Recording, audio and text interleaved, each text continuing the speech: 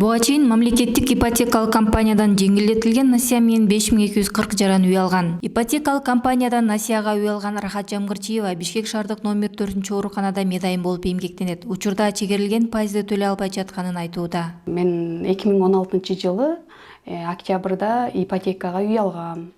Азыркы убакта мен төлөгөнгө кыйналып атам.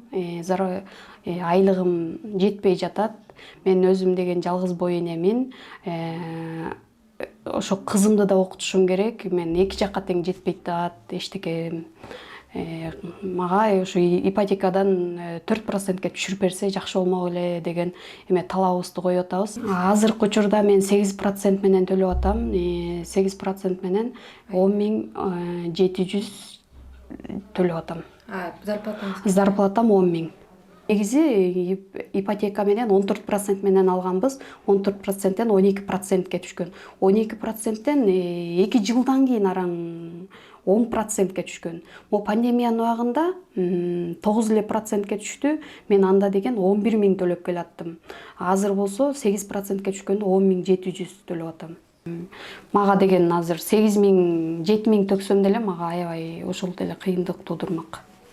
4% менен болсо делечи. Азыр мен 10.700 айлыгым жетпейт. Бир айлыгымды ошол жака коем, анан кошумча жумуштарды иштеп, анан кийин төгүп атабыз ипотеканы.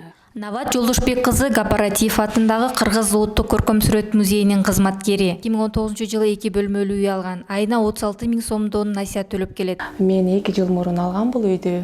Башкы 10% менен алган пайызы.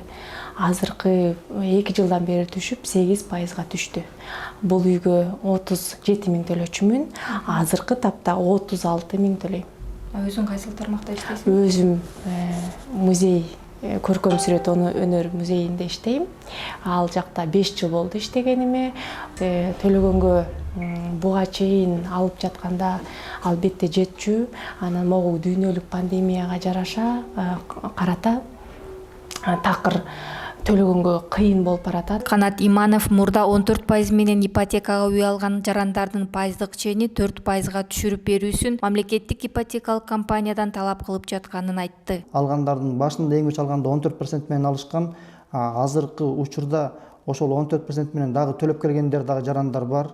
Азыркы учурда мына 8 менен процент менен төлөп атат. Ошолордукун баарысын тең бирдей кылып 6га түшүрүп берүүсүн да талап кылабыз. Ошо биздин талаптардын эң негизгилеринин бири болуп, ошо 4%ке түшүрүү, анан бардык жарандардыкын 6%ке түшүрүп, анан акырындык менен 4%ке түшүрүү жолдорун биз буга чейин да айтып келдик, кат түрүндө да көрсөтүп да бердик.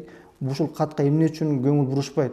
ГИКтин председателдери эмне үчүн ушул көңүл бурушпайт? Биздин талапты эмне үчүн ушул аткарышпайт? Мамлекеттик ипотекалык компаниянын маалымат катчысы Жылдыз Бекбаева менин үйүм 2021-2026 программасында каралган 4% чен менен насыя берүүнү ишке ашыруу реалдуу экенин ырастады. Мамлекеттик ипотекалык компания быйылкы жылы ушул ипотекалык насыя берүүнүн экинчи фазасын баштаганы турат. Менин үйүм 2020-2026 программасы буюрса жакынкы күндөрдө кол коюлуп калса күчүнө кирет.